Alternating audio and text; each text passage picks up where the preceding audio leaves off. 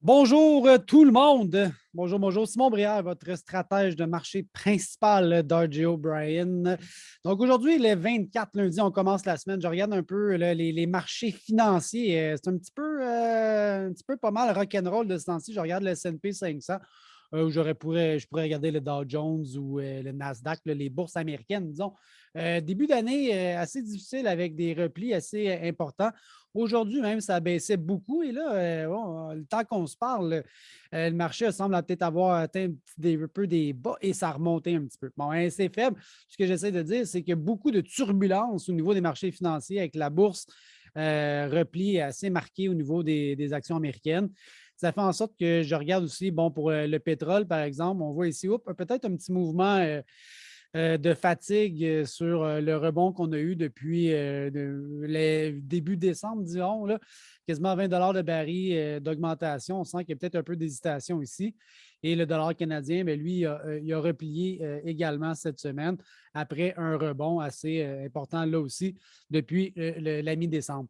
Donc, turbulence économique, S&P, dollar canadien, je regarde aussi le pétrole semble être un petit peu plus rock'n'roll en ce début d'année 2022. Géopolitique qui contribue également à ce climat d'incertitude. Je regarde la géopolitique, principalement au niveau de la Russie et de l'Ukraine. Et là, je vais avoir peut-être un angle un petit peu plus agricole au niveau des exportations de grains. C'est très important. Pourquoi? Parce que regardez ici, l'Ukraine, bon, je ne sais pas si je l'ai bien ici, là, les ports d'importance en Ukraine, il y en aurait quatre, sont pas mal toutes dans cette région-là ici. Et c'est à peu près 80 des, des, des denrées, le grain, par exemple, qui vont sortir de ces ports-là. Et c'est vraiment l'accès au marché asiatique, par exemple, ou au marché, l'accès des voies maritimes. Donc, c'est très important, ces ports-là. Et je regarde, bon, la production, elle est quand même assez dans le nord au niveau du maïs. L'importance de l'Ukraine, je regarde les bilans USDA, par exemple, l'Ukraine est quand même, elle se classe. Là. Donc, 40 millions de tonnes et dont une bonne partie de ce volume-là est dédié pour l'exportation. Donc, 40 millions de tonnes en Ukraine, 32 d'exportation, c'est considérable. Si jamais il y avait un conflit armé et que les ports devenaient bouchés, bien, il va falloir trouver une partie de ça.